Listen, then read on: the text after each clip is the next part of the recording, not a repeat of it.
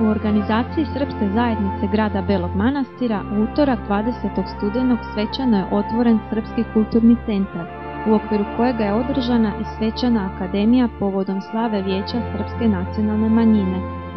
Riječ je o projektu iz 2003. godine, odnosno rekonstrukciji prostora u kojemu djeluje nekoliko organizacija srpskih nacionalnih manjina.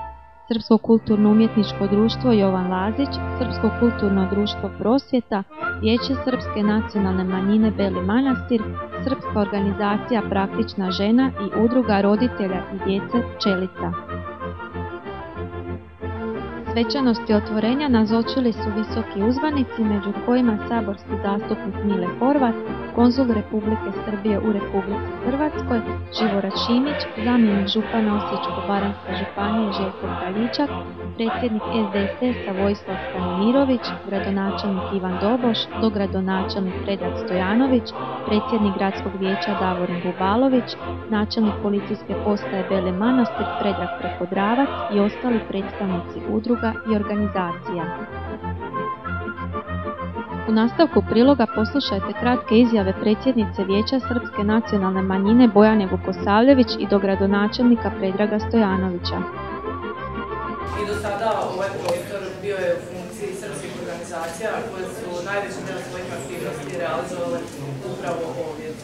Pre svega tu bih izdvojila Srpsko kulturno-umjetničko društvo Jovan Lazić, Srpsko kulturno društvo Prosvjetu, Srpska organizacija Praktična žena i Vijeće Srpske nacionalne manjine.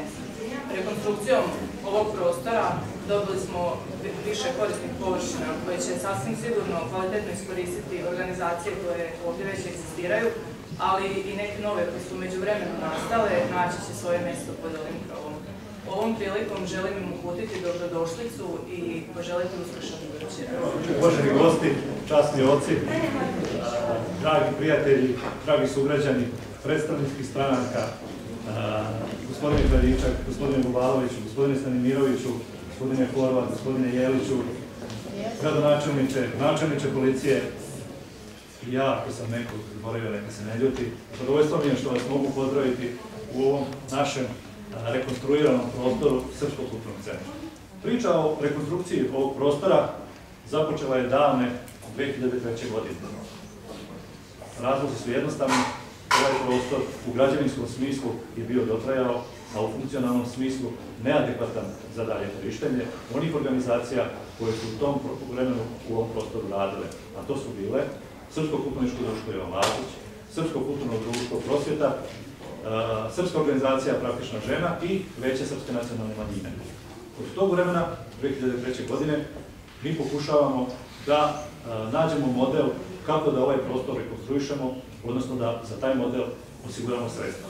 Urađen je i prvo idejno rješenje, ali kada smo to idejno rješenje pretvorili u troškovnik i shvatili da je to oko 2 miliona kuna, onda smo brzo od svega toga odustali jer smo znali da u tom vremenu mi to realizirati ne možemo. 2007. godine, odnosno 2008. godine, prva sredstva za ovu investiciju su obezbeđena i to iz grada i županije. 2008. godine gradsko vijeće donosi rješenje kojim ovaj prostor daje na trajno korištenje Srpskoj zajednici bez roka. To je vrlo bitna činjenica.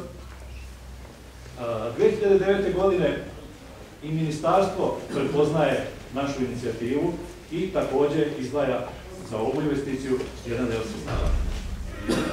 Nakon svečanog dijela uslijedio je kulturno-umjetnički program. Od svake sile jezik je jači, ne drži ga plitak koren trava, jezik niko ne može da tlači, jer ne odustaje od svojih prava.